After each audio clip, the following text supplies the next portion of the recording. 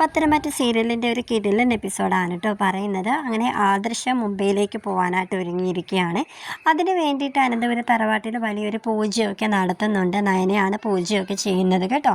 അതിനോടൊപ്പം ദേവയാനിയും ഒരിക്കലൊക്കെ എടുത്തിരിക്കുകയാണ്. വേറൊന്നുമല്ല, ഇപ്പോൾ അനന്തപുരം തറവാട്ടിലെ ജ്വല്ലറി വന്നതോടുകൂടി അവരുടെ മൂർത്തീസ് ജ്വല്ലറി കുറച്ച് പുറകിലോട്ട് നിൽക്കുകയാണ് കേട്ടോ. അപ്പോൾ അതിന് വേണ്ടിയിട്ടൊക്കെ ആണ് മുംബൈയിലേക്ക് ആദർശ് പോകുന്നത്. അവിടെ ചെന്നിട്ട് കുറേ കമ്പനികളുമായിട്ടൊക്കെ കുറച്ചൊരു ഡീലൊക്കെ ഉണ്ട്. ആ ഡീല് ജയിക്കുകയാണെങ്കിൽ നമുക്ക് മൂർത്തീസ് ഗ്രൂപ്പിനെ ആ മുമ്പത്തെ കാട്ടിലും നല്ല രീതിയിൽ മുന്നോട്ട് ഉയർച്ചയിലേക്ക് എത്തിക്കാനായിട്ട് സാധിക്കും. അപ്പോൾ അതിന് വേണ്ടിയിട്ട് വലിയ പൂജയും കാര്യങ്ങളൊക്കെ നടത്തുകയാണ്. അപ്പോൾ എല്ലാവരും ആ പൂജയിൽ പ്രാർത്ഥിക്കുകയാണ് കേട്ടോ.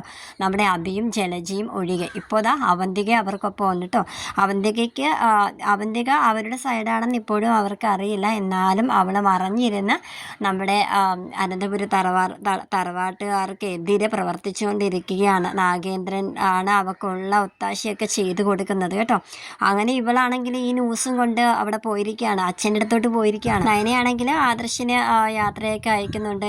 എനിക്ക് യാത്ര ചെയ്യാനായിട്ട് ഈ ഒരു അവസ്ഥയിലല്ല, അല്ലെങ്കിൽ ഞാനും ആദർശേട്ടനൊപ്പം വരുമായിരുന്നു എന്നൊക്കെ ഇങ്ങനെ ആദർശിനോട് പറയുന്നുണ്ട് കേട്ടോ. അതിനെന്താ, ഡെലിവറിക്ക് ശേഷം ഒരുപാട് യാത്രകളൊക്കെ നമ്മുടെ മുന്നിലുണ്ടാവും. അപ്പോൾ നമുക്ക് ഒരുമിച്ച് എല്ലായിടത്തും പോവാം കുഞ്ഞുമായിട്ടെന്നൊക്കെ ഇങ്ങനെ പറഞ്ഞ് അവൻ യാത്ര പുറപ്പെടുകയാണ് കേട്ടോ. അങ്ങനെ മുംബൈയിൽ ചെല്ലുകയാണ്. അവിടെ ഒരു ഹോട്ടലിൽ വെച്ചാണ് കേട്ടോ നടക്കുന്നത്. അങ്ങനെ അവിടുത്തെ ആൾക്കാർ നമ്മുടെ ആദർശിനെ ക്ഷണിച്ച് അവൻ മുറിയിലൊക്കെ പോയിരുന്നിട്ട് നയനയെ വിളിക്കുന്നുണ്ട്. നയനെ, ഞാൻ ഇതുപോലെ ഇവിടെ വന്നെത്തിയിട്ടുണ്ട്, നാളെയാണ് ഡീല് നടക്കുന്നത് എന്നൊക്കെ പറഞ്ഞ് ആദർശ് നയനയെ കോൾ ചെയ്യുന്നുണ്ട് കേട്ടോ. പിന്നീട് നാഗേന്ദ്രനെയും അവന്തികേനെയും കാണിക്കുന്നുണ്ട്. അച്ഛൻ അറിഞ്ഞില്ലേ മുംബൈയിലേക്ക് ആദർശേട്ടൻ പോയ കാര്യമൊക്കെ അറിഞ്ഞില്ലേ എന്നിങ്ങനെ ചോദിക്കാൻ കേട്ടോ. അപ്പോൾ അതെൻ്റെ ചോദ്യമാണ്. നമ്മുടെ ജ്വല്ലറിയും അവിടെ നമ്മുടെ ആൾക്കാരും അവിടെ ഉണ്ടല്ലോ, ഈ ഡീലിനെ നമ്മൾ എന്തായാലും ജയിച്ചിരിക്കുന്നൊക്കെ നാഗേന്ദ്രൻ പറയാൻ കേട്ടോ.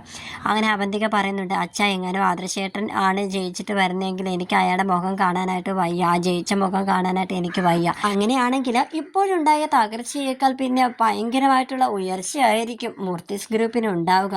അതെനിക്ക് ചിന്തിക്കാനേ പറ്റുന്നില്ല എന്നിങ്ങനെ നാഗേന്ദ്രനോട് അവന്തിക പറയാൻ കേട്ടോ.